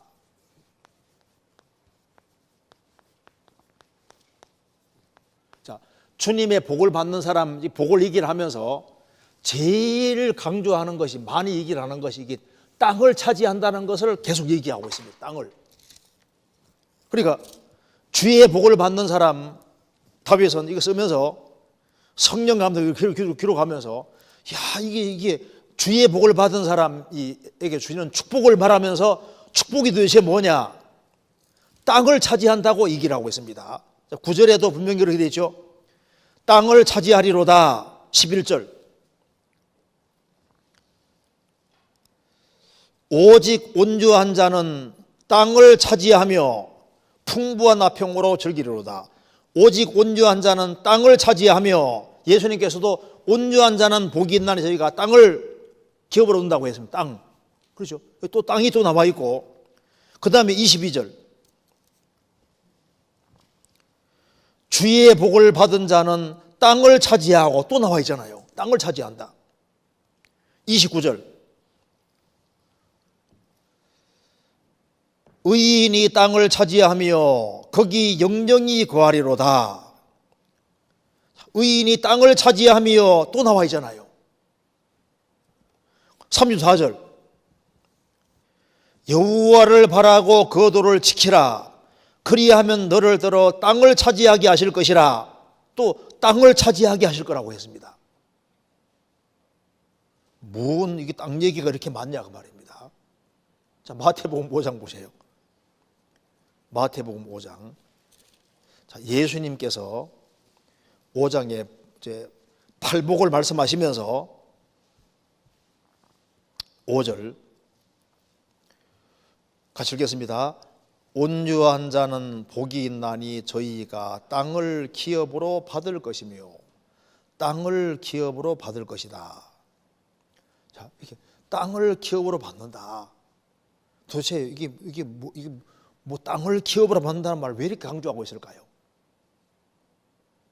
자, 이걸 이해하기 위해서 성경 찾아봅시다. 잠언 2장입니다. 잠언 2장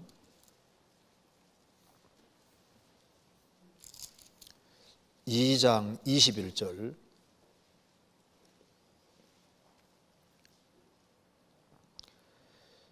대저 정직한 자는 땅에 거하며 완전한 자는 땅에 남아 있으리라.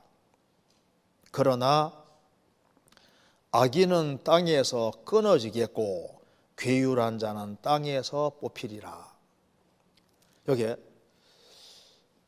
정직한 자는 땅에 거하며 완전한 자는 땅에 남아 있으리라. 근데 악인은 땅에서 끊어지고 땅에 뽑힐 것이다. 그러니까 땅에 거하는 사람이 뽑히는 사람이죠. 이게 도대체 무슨 말일까요? 자, 온유한 자는 땅을 기업으로 얻을 것이며 그 땅이 무슨 땅을 말하는 겁니까? 땅. 그러니까 시편 37편 말씀하고 똑같은 말씀을 예수님이 마태복음 5장에서 땅을 기업으로 얻는다고 말씀하셨거든요. 이 땅이 무슨 땅일까요? 요한계시록 21장 찾겠습니다. 21장 1절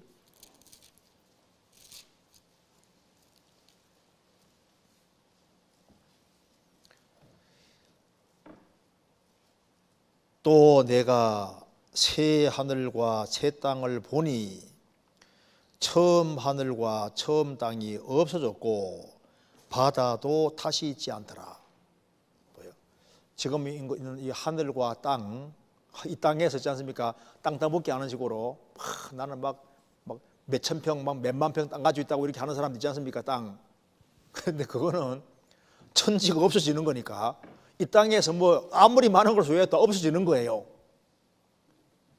그런데 주님께서 말씀하신 길을 주의 복을 받은 사람은 땅을 차지할 것이다. 그 땅이 무슨 땅을 말하냐 그 말입니다. 또 내가 새 하늘과 새 땅을 보니 처음 하늘과 처음 땅이 없어졌고 바다도 다시 있지 않더라. 그러니까 이 땅이 새 하늘과 새 땅의 그 땅을 말하는 겁니다. 새 땅. 그래서 다윗은 말했습니다. 이제 시편 37편 다시 봅시다. 37편 다시 보세요.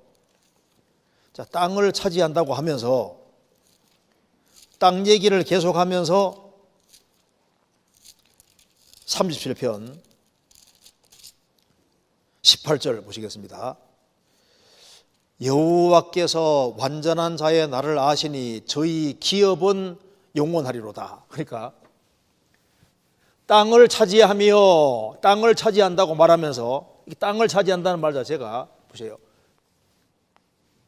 영원한 새 하늘과 새 땅이 있고 새 하늘이 있고 새 땅이 있는데 이 땅에서 땅을 차지하는 땅에서 새 땅에서 뭘 차지하냐면은 여호와께서 완전한 자의 나를 아시니 저희 기업은 영원하리다. 새 땅 위에 뭐가 있습니까? 새 땅 위에 기업이라는 게 있다. 기업. 성경 또 찾아봅시다. 시편 16편 다윗이 말했습니다. 16편 6절입니다. 내게 줄로 지어준 구역은 아름다운 곳에 있으며 나의 기업이 실로 아름답도다. 내게 줄로 지어준 구역은 아름다운 곳에 있으며, 지금 다윗이 부활을 말하면서 얘기하는, 예수님 부활을 말하면서 하는 얘기인 겁니다. 부활을 말하면서 11절에 주께서 생명의 길로 내게 보이시리니 주의 앞에는 기쁨이 충만하고 주 옆에는 영원한 즐거움이 있나이다. 영원한 기쁨과 즐거움이 있는 세계 속에 들어가는데, 거기에 내게 줄로 지어준 구역은 아름다운 곳에 있으며 나의 기업이 실로 아름답다. 그러니까 이 기업이, 다윗이 말했습니다, 영원한 기업, 아름다운 기업이라고 했습니다. 다윗은 전쟁에서 생길 때마다 저 위에다가 계속 올린 사람이잖아요. 이것도 주님께, 저것도 주님 계속 드렸습니다. 왜? 그는 이상은 우거 나그네로 살아가는 것이고 저 위에다가 다 쌓은 사람이 다윗입니다. 주의 복을 받은 사람은 땅을 차지하는데 그 새 땅 위에 뭐가 있냐? 기업이 있는데 영원한 기업, 아름다운 기업이 있다고 했습니다. 성경 베드로 후서, 베드로 전서 1장입니다. 베드로 전서 1장 3절.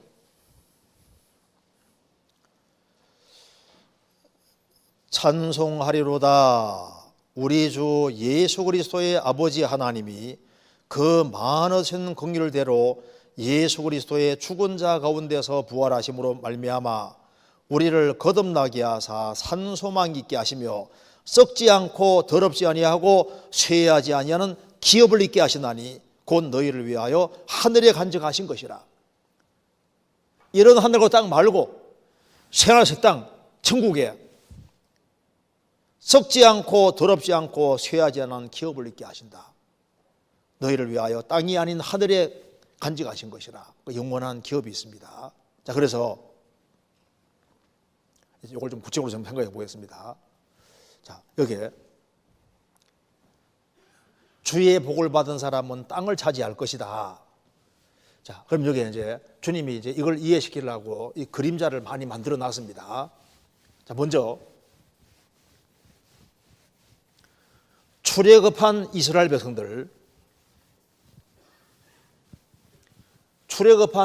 백성들에게, 이스라엘 민족이 애굽에 살고 있었는데 하나님께서 이제 출애굽시켜서 광야를 통과하게 하고 그들에게 가나안 땅을 딱 준비해 놨습니다. 가나안 땅.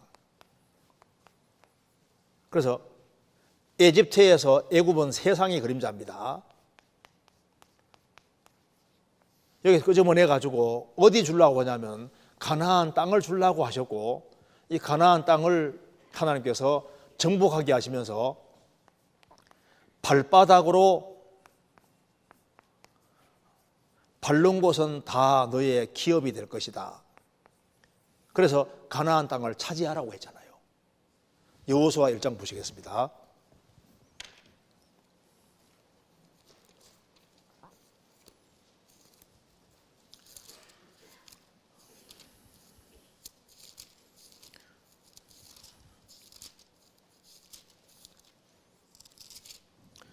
(1장 2절입니다)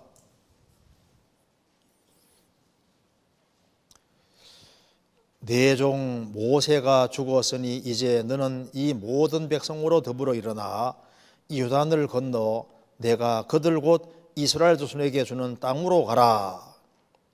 내가 모세에게 말한 바와 같이 무릇 너희 발바닥으로 밟는 곳을 내가 다 너희에게 주었노니. 자, 가나안 땅으로 가라 하면서 발바닥으로 밟는 곳은 내가 다 너희에게 주었다. 그러니까 이 가나안 땅이 실제했고 발바닥으로 밟는 곳은 다 자기 기업이 된 것이 맞잖아요. 그래서 역대상 4장에도 야베스는 하나님 내 지경을 넓혀 주십시오, 넓혀 주셨거든요. 지금도 두 나라가 싸우고 있는데, 사탄 나라 하나가 싸우고 있는데, 우리가 실제로 전도해서 사람들을 구원의 길로 인도하고 이렇게 하면은 우리 저 위에 기업과 상과 영광이 실제로 커지는 것이 맞는 거라고. 그래서 성경은 말하고 있습니다. 출애굽한 이스라엘 백성들에게 이 가나안 땅에 기업이, 가나안 땅에 기업이 있었는데, 이 기업이 발바닥하고 연결되어 있잖아요. 발바닥. 그러니까 순종하는, 믿음으로 순종의 길을 걸어가는, 믿음으로 순종의 길을 걸어가는 이것과 기업 차지하는 것이 연결되어 있고, 그래서 부지런하게 발바닥을 밟아 전쟁하면은 이게 기업이 늘어나게 되어 있지 않습니까?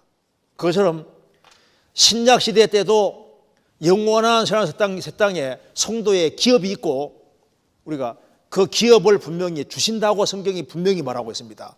골로새서 1장 보시겠습니다. 여러분 찾아보시겠습니다. 골로새서 1장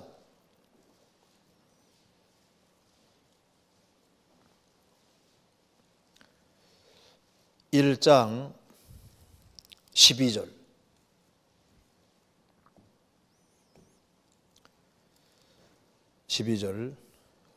우리로 하여금 빛 가운데서 성도의 기업의 부분을 얻기에 합당하게 하신 아버지께 감사하시기를 원하노라.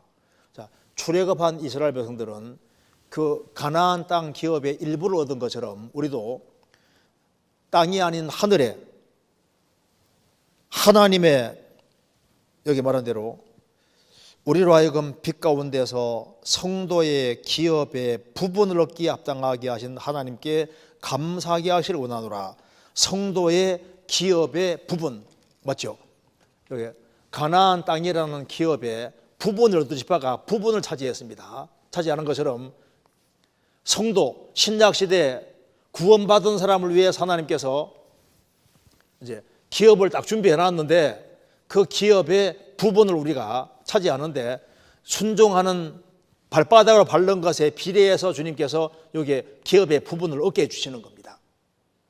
분명히 기업이 있거든요. 근데 그래서 주의 복을 받는 걸 얘기하면서 여기에서 축복받는 것을 성경에 분명히 말하고 있습니다. 다시 봅시다. 여기에 사도행전 20장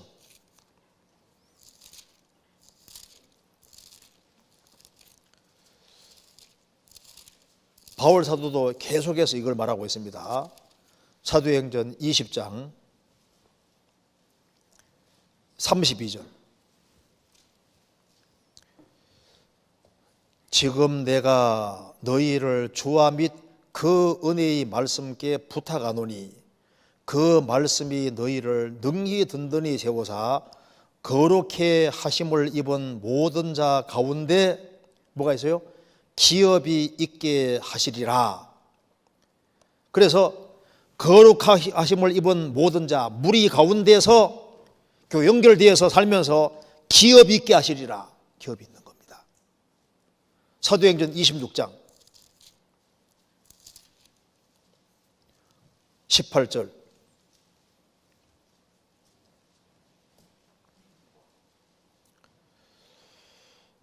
그 눈을 뜨게 하여 어둠에서 빛으로 사단의 권세에서 하나님께로 돌아가게 하고 죄사함과 나를 믿어 거룩해 된 무리 가운데 기업을 얻게 하리라 하더이다. 구원받은 것은 소경이 눈 떠지는 것과 같습니다. 어둠에서 빛으로 들어갔습니다. 그래서 우리가 죄를 사함 받았고 주님을 믿어 거룩해 된 무리, 교회입니다. 무리 가운데서 같이 살면서 기업을 얻게 하리라. 기업이잖아요. 여기까지 우리가 이해되죠? 분명히 기업이 있다. 자, 그러면은 기업이 있는데, 자, 이걸 이제 이 기업이 있는데 이 기업을 차지를 해야 되는데, 그 기업 차지한다는 말이 바꿔 말하면은 이제 영원한 영광과 상을 얻는 걸 말하는 겁니다. 자, 그래서 우리가 이제 이런 교훈을 좀 받아보겠습니다. 성경 역대상 28장입니다. 역대상 28장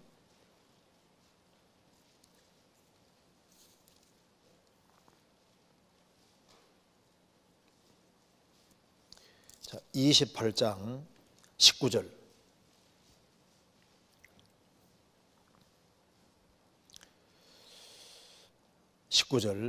다윗이 가로되 이 위의 모든 것의 식양을 여호와의 손이 내게 임하여 그려 나로 알게 하시느니라. 하나님께서 그리시다는 말이 나와 있습니다. 하나님께서 솔로몬 성전 설계도를 해줄 때 다윗에게 손가락이 딱 내려와서 그려서 이렇게 만들라고 지시해서 알려주신 겁니다.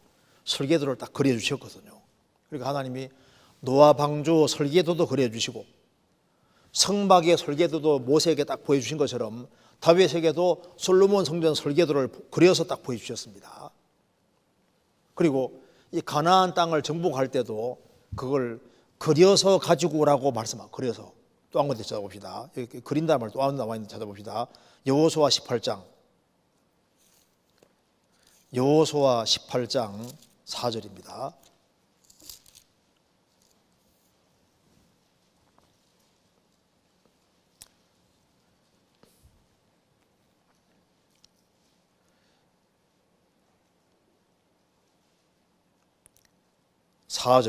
제가 읽겠습니다. 너희는 매 지파에 3인씩 선정하라. 내가 그들을 보내리니 그들은 일어나서 그 땅에 돌아다니며 그 기업에 상당하게 그려가지고 내게로 돌아올 것이니라. 또 6절입니다. 그 남은 땅을 7 부분으로 그려서 이곳 내게로 가져올지니 내가 여기에서 너희를 위하여 우리 하나님 여호와 앞에서 제비를 뽑으리라. 8절입니다. 그 사람들이나 떠나니 여호수아가 땅을 그리러 가는 그들에게 명하여 가로되 가서 그 땅으로 돌아다니며 그려가지고 내게로 돌아오라. 내가 여기 실로에서 여호와 앞에서 너희를 위해 제비를 뽑으리라. 하나님이 솔로몬 성전 설계도도 그려주셨는데 이스라엘 백성들이 가나안 땅 들어가 빨리 안 차지하려고 하니까, 안 차지하니까 땅을 그려가지고 가져오라 해요. 땅을 그려가지고 딱 가져오라 해가지고 딱 제비 뽑아가지고 이게 바로 너 땅이니까 차지하라고, 그래서 딱 가져오라 했잖아요.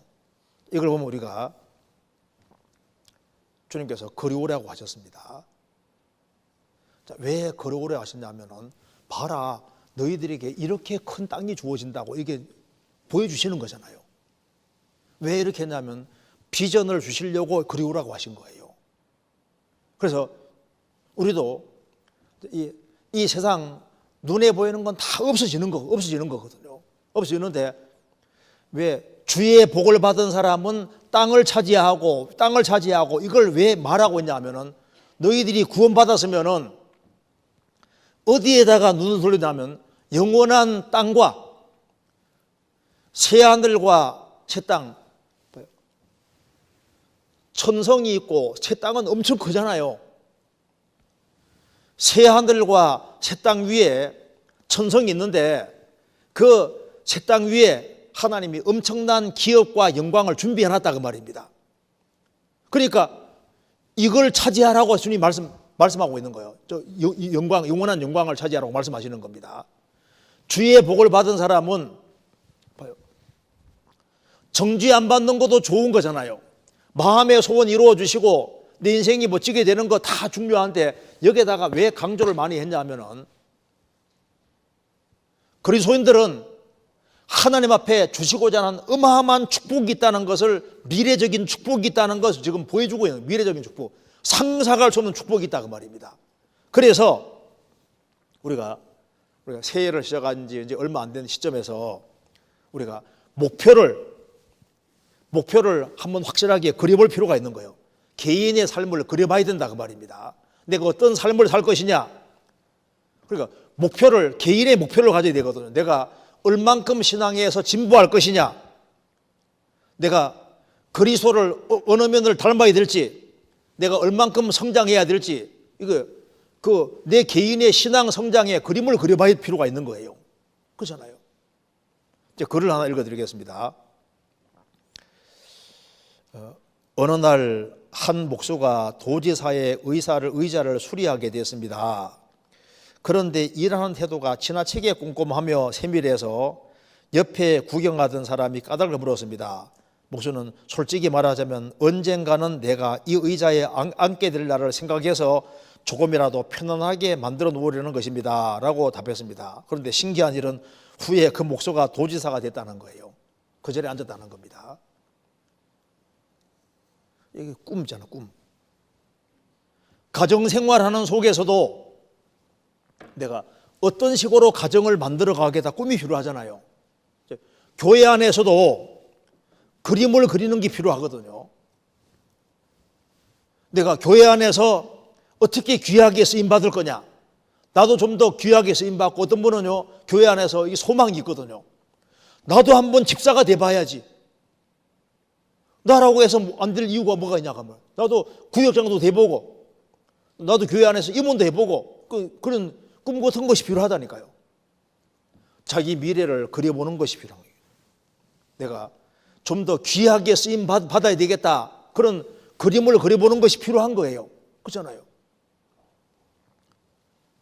직장생활 그냥 직장만 왔다 갔다 할 게 아니라, 내가 직장에서 어떻게 하면 내가 빛과 소금 역할을 할까, 어떻게 하면은 일을 능률하게 하면서 그렇게 해서 사람을 인도할까, 뭔가 그림 그릴 수 있잖아, 그림을. 그리고 우리가 이 세상을 한번 세상의 미래를 한번 그림 그려보면요, 세상은 파멸입니다. 이 도시 없어지는 거예요. 결국은 하나님의 심판을 받고 다 멸망하게 되어 있거든요. 그러니까 우리가 이 세상을 딱 정말 그림으로 미래를 한번 그려보면요, 없어지는 거라고. 그렇지 않습니까? 우리가 영원한 내세를 그려보면은 정말 지옥이 얼마나 무서운지잖아요. 그걸 지옥이 얼마나 무서운지를 한번 정말 상상해 보면 그 어마어마한 세계가 있는 거라고. 그래서 윌리엄 부스라는 사람은 모든 크리스찬이 지옥을 일주일 동안만 경험하면은, 일주일 동안 보낸다면은 모든 인생의 목표를, 멸망으로 달려가는 사람을 건지는 거기에다가 포커스를 맞출 것이다. 우리가요, 주의 복을 얻은 사람은 땅을 차지한다고, 영원한 기업이 있다, 그 말입니다. 그렇기 때문에 우리가 불신자를 위해서도 그림을 그려야 됩니다. 내가 내 생애 속에서 몇 명의 사람을 건질 것이냐, 그 그림을 그려볼 필요가 있거든요. 우리 한 전도사, 어떤 그 해외 전도인 한 사람이 와가지고 우리 교회 와서 말씀 듣고 구원받고 난 이후에, 나는 내 일생 동안 내가 3,000명은 건질 겁니다 하고 갔거든요. 내가 한 3,000명은 건져야 되겠다. 얼마나 목표가 좋아요. 정말 열심히 삽니다. 도대체 내가 몇 사람을 건질 그림을 그리고 있냐, 그 말입니다. 몇 사람을. 주님께서, 주님이 그림을 그리셨습니다. 자, 이제 성막 설계도를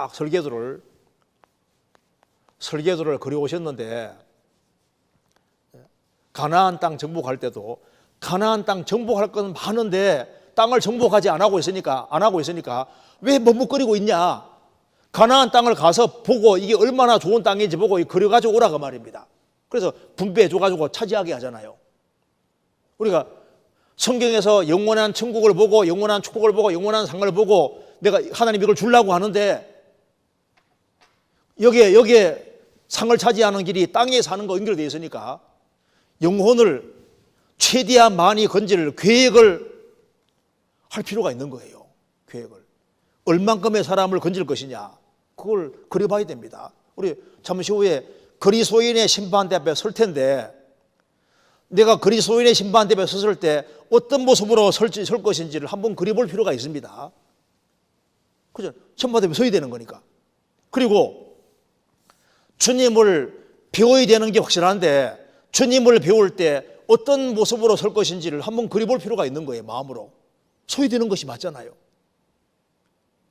그걸 생각을 깊이 해야 됩니다.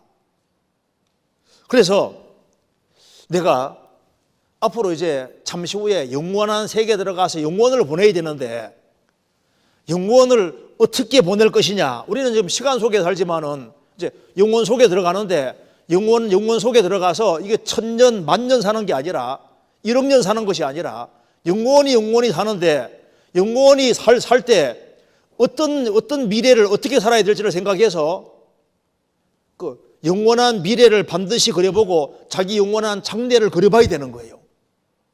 내 혼자 단독으로 천국에 들어가서 영원히 살 것인지 아니면은 많은 사람을 건지고 들어가 할 것인지 그런 것을 그려볼 필요가 있습니다. 그래야만 보물을 땅이 아니라 하늘에 쌓게 되는 거예요.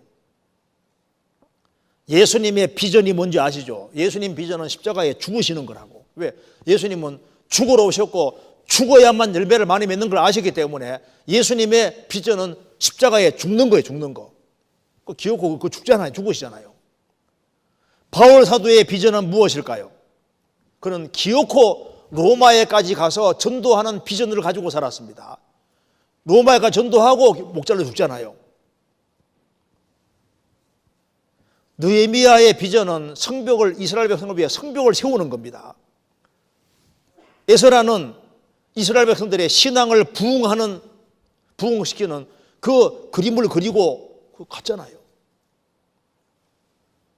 자, 우리도 그림을 그려야 됩니다. 그리고 성경에서 땅을 차지한다는 말을 계속하고 있는데 우리의 목표를 어디 삼아야 되냐 하면은 이 땅에서 물론 열심히 살지만은 이건 지나가는 것이고 눈을 딱 한쪽으로 들여서 한쪽으로 딱 고정시킬 필요가 있습니다. 마태복음 6장 보시겠습니다. 마태복음 6장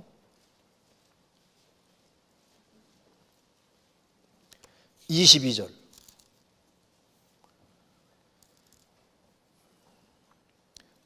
눈은 몸의 등불이니 그러므로 내 눈이 성하면 온몸이 밝을 것이요. 눈이 성하면 일본 밑에 뭐라 했습니까? 헬라 말로 순전하면, 영어로는 싱글릿으로 되어 있습니다. 싱글.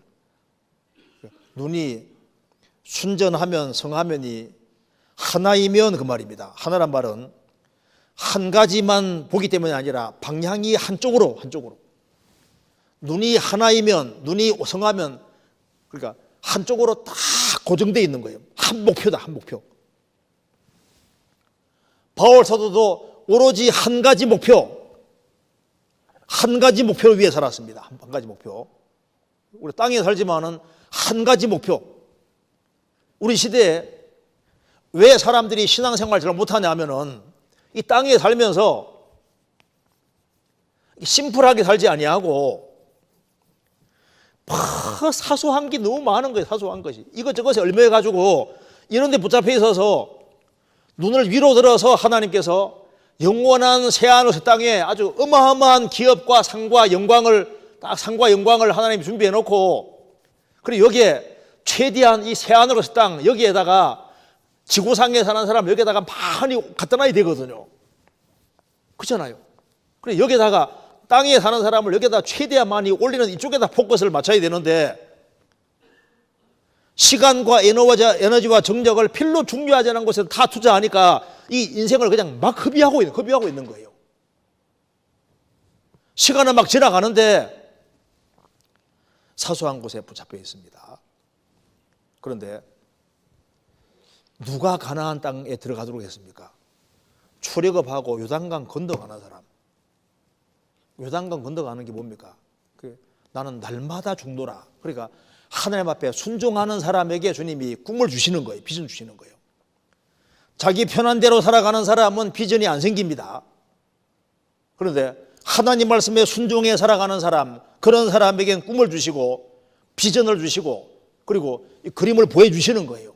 큰 꿈을 주시고 보여주십니다. 우리는 지금 마지막 징조를 다 보는 사람에 속합니다. 그래서 우리가 주의 복을 받은 사람이 사실이라면은 우리가 금세뿐 아니라 내세의 수시를 영원한 축복 이걸 봐야 돼요. 그리고 우리가 땅에서 주님 말씀대로 땅에 살면서 하늘에다가 보물을 쌓아야 됩니다. 다윗도 하늘에 보물을 쌓았기 때문에 이것도 주님께 드리고 저것도 주님께 드리고, 사실 헌금을 제일 많이 한 사람이 다윗입니다. 일생 동안 전쟁하면서 항상 하나님께 드리는 걸 왜 그렇게 했냐 하면은, 그는 미리 봐서 예수님 부활도 받고 자기가 살 곳이 여기라는 것도 봤습니다. 그래서 내게 줄로 지어준 구역은 아름다운 곳에 있으며 나의 기업이 실로 아름답도다. 베드로 사도도 썩지 않고 더럽지 않고 쇠하지 않는 기업을 있게 하시나니 곧 너희를 위해 하늘에 간직하신 것이라. 이 하늘과 땅은 다 지나가는 겁니다. 땅에 살면서 최대한 많이 올려야 되기 때문에 우리가 이번에 젊은 성도들도 많이 있는데 올해 한번 이렇게 그림을 그려봐요. 그래서 내가 신앙이 얼만큼 좀 발전해야 되겠다. 내가 교회 안에서는 적어도 내가 신앙생활을 해가지고 내가 이 정도는 돼야지. 그런 비전이 필요하거든요. 나는 그냥 교회당 왔다 갔다 하면 될 게 아니라 나도 임원도 할 수도 있고 주님께 더 귀하게 쓰임받을 수도 있고, 준비하면 준비된 만큼 주님 사용하신다고. 또 내가 사람을 어떻게 건져야 되겠다, 그 계획을 세워보고, 계획을 좀 철저하게 좀 세워보고, 더 많이 건질 계획을 세워보고, 그리고 내가 영원 속에서 어떻게 살 것인지, 이게 실제가 천국이 실제니까, 주님 만나는 게 실제니까 내가 어떤 모습으로 만나야 되겠느냐, 그걸 그림을 그려보고 주님 만났을 때 그때를 생각하면서 있지 않습니까? 그런 꿈 같은 걸 그리는 게 필요합니다. 마지막으로 한 구절 보시겠습니다. 스가랴 3장.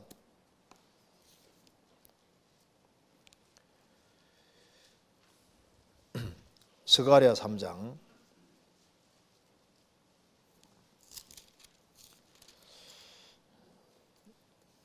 3장 7절입니다.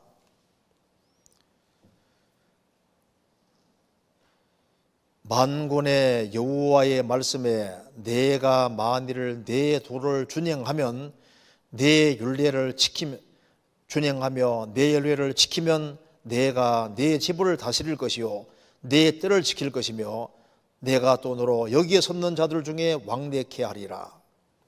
주님 말씀했습니다.